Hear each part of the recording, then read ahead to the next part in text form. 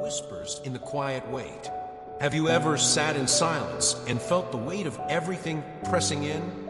Not the loud kind of chaos, but the quiet exhaustion, the kind that lives behind your eyes when you're trying to hold it all together. When the bills pile up, the fridge hums half empty, and you smile at others because saying, "I'm not okay," feels like a luxury you can't afford. You see, most people won't notice, but God does. He sees the strain behind the steady face, the sleepless nights spent calculating what can stretch, what must wait. He sees you not just surviving, but carrying so much more than anyone knows. And yet, he doesn't show up with a checklist or a lecture. He leans in with the whisper, "You haven't failed. You've been faithful. Let me carry the weight now." What if your struggle isn't a sign that you're doing something wrong, but that you've been strong for too long? What if God isn't distant, waiting for you to finally get it together, but near right now, in this very moment, waiting for you to let go? Because the truth is, you were never meant to carry all this alone. This isn't just a message of comfort. It's a call back to presence, to trust, to breathe. So before we go further, pause. Take one breath, one moment, because today something shifts. Not in your bank account, not on paper, but in your soul. Because you're about to be reminded, not of what you lack, but of who is near. And that changes everything. God's love isn't tied to your bank account. We live in a world that teaches us, if you're struggling financially, you must be doing something wrong. If your savings are low, your value must be too. It's a quiet lie that seeps into our hearts, whispered through job loss, unexpected bills, or moments we have to say no to something simple because we just can't afford it. And yet, that's not the voice of God. God doesn't look at your bank statement to determine your worth. He doesn't measure your faith by your income. He doesn't love you more on payday and less when things fall apart. He simply loves you because you are His.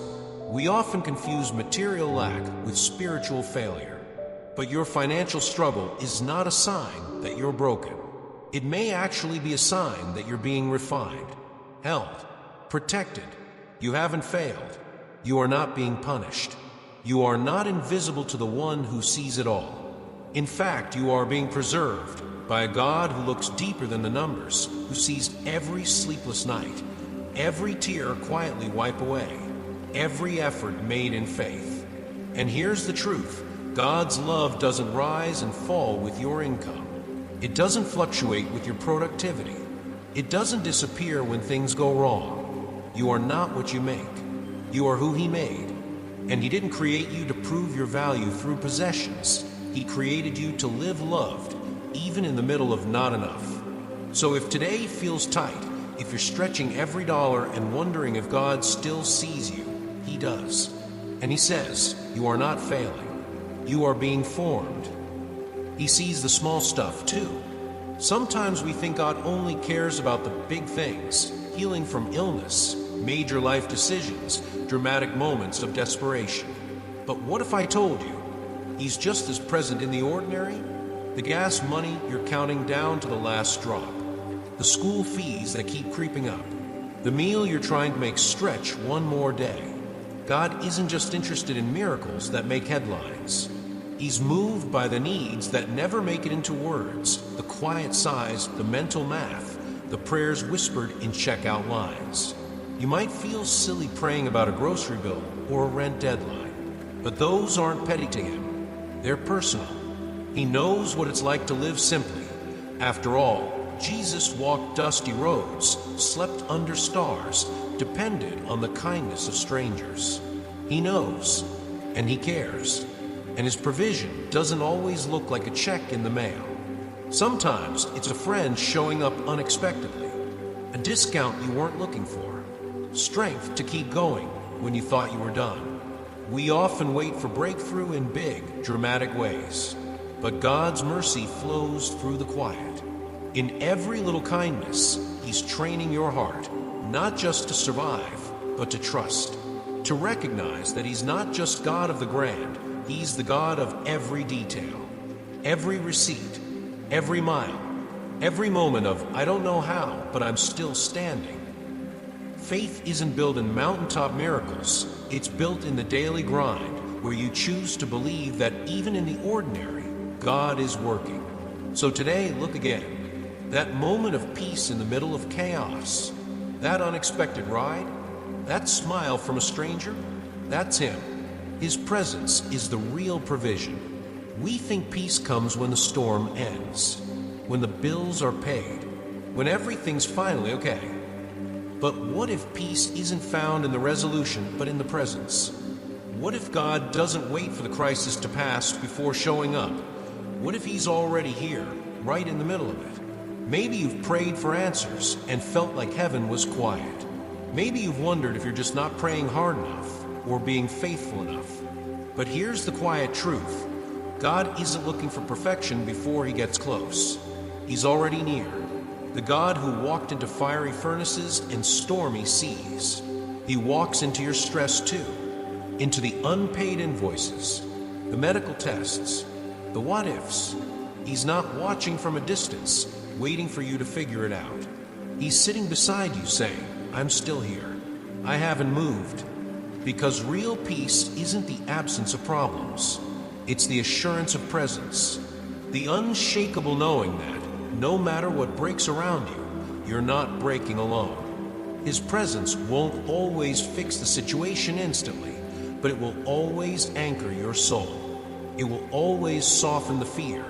It will always remind you that even in the middle of chaos, you are not abandoned. Sometimes you won't feel it. Sometimes you'll doubt it. And that's okay, because His nearness doesn't depend on your awareness. He's there anyway, closer than breath, deeper than your doubt.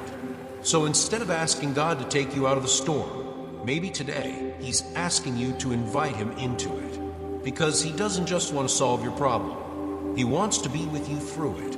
And sometimes that's the miracle. God is not just a giver, He's a Father. There's a difference between someone who gives you a gift and someone who knows you deeply enough to give you what you actually need. God isn't a distant figure throwing blessings from the sky, like coins from a balcony. He's not a vending machine we pray into, hoping the right words release a miracle. He is a Father, intimately close, tenderly attentive. And like any loving parent, He doesn't just respond to what you ask for. He watches over what you don't even know how to say. There's comfort in knowing He's not just a provider, He's a protector, a guide, a nurturer, a counselor. When you gave up that extra hour of rest to help someone else, He noticed. When you bit your tongue in a conversation that could have led to conflict, He saw that.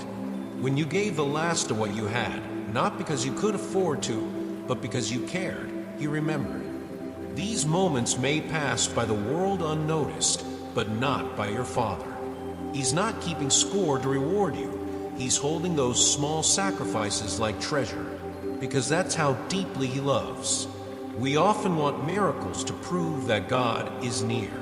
But sometimes the miracle is realizing that He already is, guiding your steps, softening your heart, reminding you that He's not a stranger to your struggle. He's a Father, and that changes everything. Delay is not denial, it's preparation. If you've ever felt like your prayers hit the ceiling, if you've waited months, maybe years, for something to change, you're not alone. But let me ask you this. What if the delay wasn't punishment? What if the waiting isn't God withholding from you, but preparing something within you? We live in a culture of instant results, instant messages, instant updates, instant solutions. So when God takes His time, it feels like He's silent, or worse, absent. But growth doesn't happen in a rush. It happens in the dark, in the quiet, in the waiting. When God seems slow to provide, He may be strengthening your foundation so the blessing doesn't crush you when it finally comes.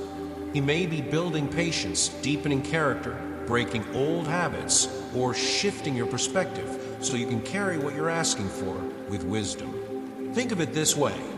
No loving parent gives their child the car keys before they're ready to drive, even if the child begs. It's not cruelty, it's love.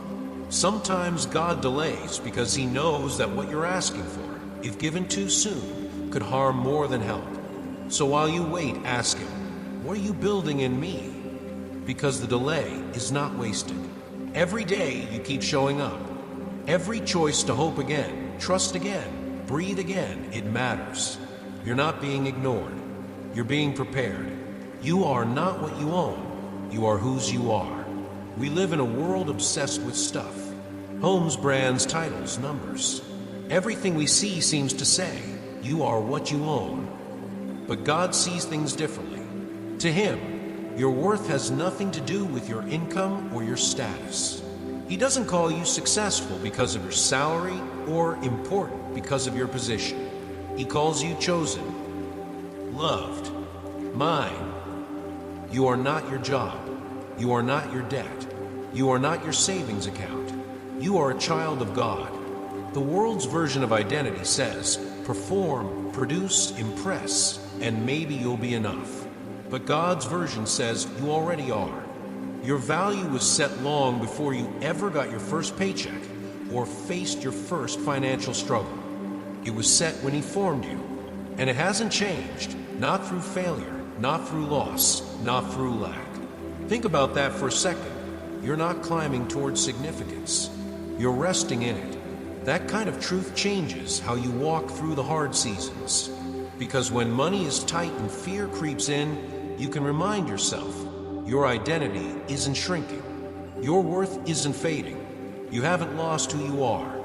If your hands are empty today, it doesn't mean your heart is. You still carry purpose. You still carry promise. You still carry the image of the one who made you. So don't let a bank balance determine what you believe about yourself. Let God's voice be louder. Because the truth is, you are already enough. Not because of what you hold, but because of who's holding you. Healing the shame of I messed up. Let's be honest, some wounds aren't financial. They're emotional. They sound like, if I had just been wiser, if I hadn't taken that loan, if I hadn't trusted that person, maybe I wouldn't be in this mess. Shame is a quiet destroyer. It doesn't scream. It whispers late at night in moments of reflection.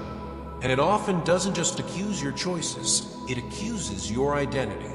It says you didn't just make a bad decision, you are the bad decision. But hear this, God is not shaming you. He is not shaking His head in disappointment. He's reaching into the very place where shame has taken root, and He's saying, that's not who you are. You are not your worst financial mistake. You are not defined by what didn't work out. And you are not excluded from grace because of poor choices. God is not asking for a perfect record. He's asking for a willing heart.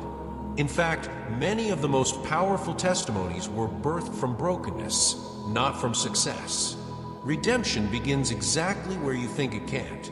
And the moment you bring your shame to God, it begins to lose its power. He doesn't cover you with guilt. He clothes you with dignity.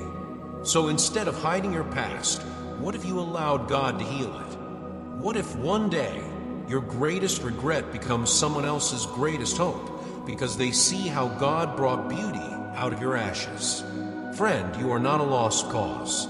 You are not too far gone, and you haven't failed too many times. You are still deeply known and still wildly loved. Redefining wealth and purpose.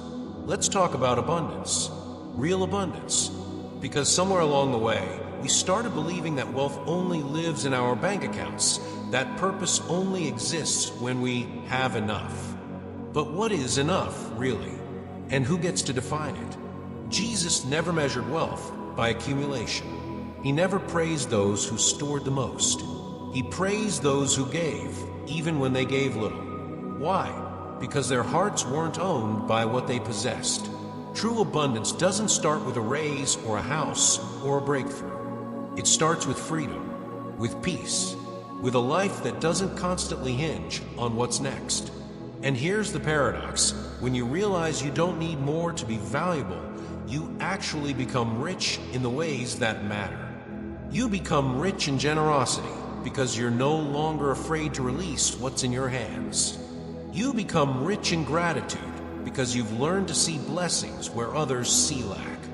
You become rich in purpose because you stop waiting for the perfect moment to serve and start using what you already have to bless others. God's economy doesn't mirror the stock market.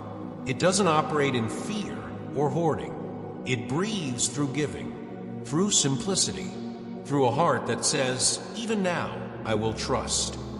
So what if you started managing what you have, not through scarcity, but through surrender? What if budgeting became worship? What if giving became joy? What if living with less actually allowed you to feel more? This isn't a denial of need. It's an invitation to live differently. Because abundance isn't found in possessions. It's found in presence, preparing the soul for true provision. Have you ever asked God for a blessing and then wondered why it hasn't come? We often think provision is about the what, the job, the house, the financial miracle. But sometimes God is more focused on the who we're becoming. Because He's not just interested in giving us something, He's preparing us to carry it. You see, there's a kind of provision that overwhelms when it arrives too soon. Like rain on dry soil that hasn't been tilled, it just runs off. It doesn't sink in. It doesn't produce fruit. God's desire isn't just to provide, it's to prepare. To shape your heart so when the blessing comes, it builds you, not breaks you. So if it feels like you're still waiting, maybe the waiting is the provision. Maybe He's fortifying your wisdom so you'll know how to steward increase. Maybe He's softening your pride so you won't mistake the gift for your own doing. Maybe He's teaching your spirit to rely on Him, not just in crisis, but in consistency. It's not that He doesn't want to bless you, it's that He wants the blessing to remain, to not just land in your hands, but take root in your soul. And when your inner life is aligned, when you're not ruled by fear or ego or shame, you become a vessel He can pour into, again and again. So if you're praying for provision, ask also for readiness. Because sometimes the greatest miracle isn't what He gives, but what He builds in you while you wait. And that's how He ensures you'll not only receive the blessing, but live from it with strength, gratitude, and deep peace. The healing goes deeper than the bills.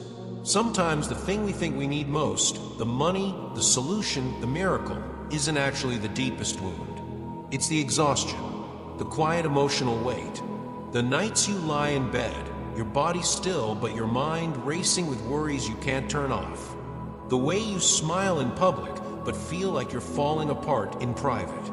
Let's be real, financial stress doesn't just drain your wallet, it drains your soul. But here's the good news.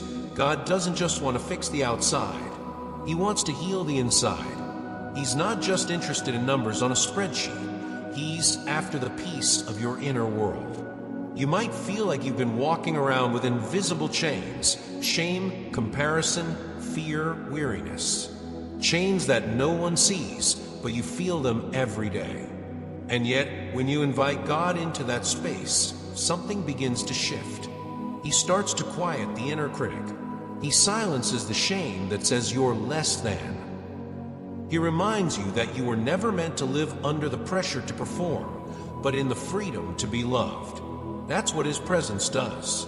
It breaks chains that hard work can't. It heals wounds that no paycheck will ever reach. It whispers, you're still enough, even before the breakthrough. So maybe the question today isn't, when will it all get better? Maybe it's, what is God already doing in me now? Because when healing begins in your soul, the rest of your life starts to breathe again. And that healing, it's not just for survival. It's for wholeness. Your purpose is bigger than this crisis. When you're in the middle of a financial struggle, it's easy to feel like life is on pause, like everything else has to wait until you figure this out. But here's the truth. Your purpose didn't disappear just because money got tight. God didn't put your calling on hold. In fact, sometimes it's in the struggle that your true mission becomes clearer. Because what you're walking through right now, the pressure, the pain, the perseverance, it's shaping you for someone else's breakthrough later. That empathy you're learning, it will become someone's comfort. That wisdom you're gaining, it will become someone's guidance. That story you're living, it will become someone's hope. God is never just working on your situation. He's working through your situation to touch others. And here's something radical to consider. Maybe you're not being buried, maybe you're being planted. And when the season is right, what's been growing in the dark will come into the light, not just for your benefit, but to bless those around you. So don't let this season shrink your sense of purpose. You are still called. You are still equipped. You are still being positioned, not despite the struggle, but through it. Because your life was never meant to stop at survival. It was always meant to shine. God is after a transformation, not just a transaction. Let's be honest, we often come to God with a request. Help me pay the rent. Cover this medical bill. Provide for my kids. And He hears us, every single prayer. But sometimes while we're looking for a transaction, God is leading us into a transformation. Because real provision isn't just about what lands in your hands, it's about what shifts in your spirit. God is not just trying to get you through the month.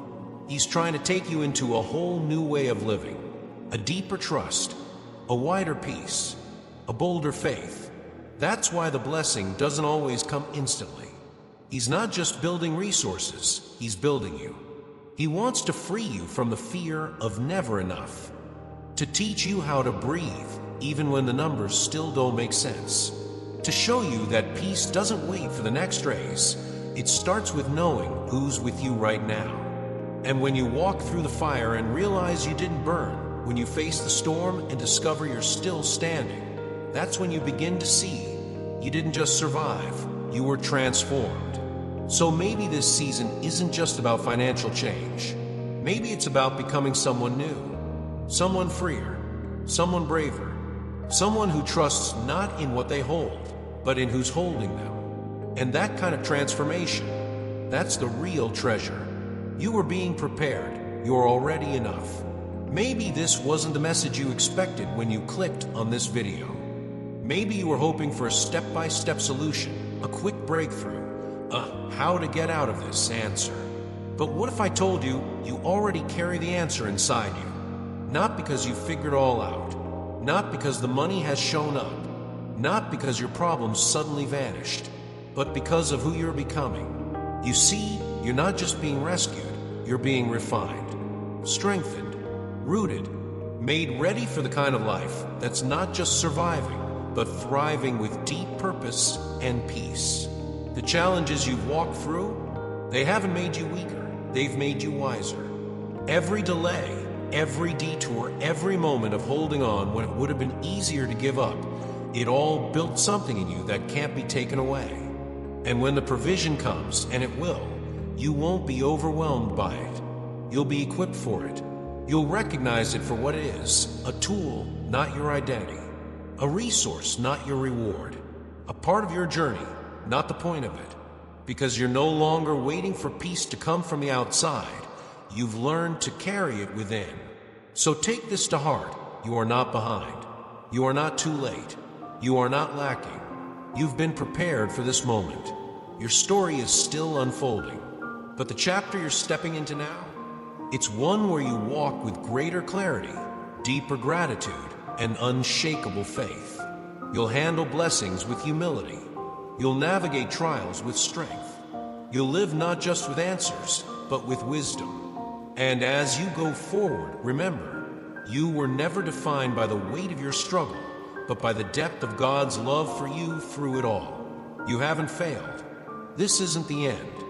This is just the beginning of a fuller, freer, and beautifully transformed life.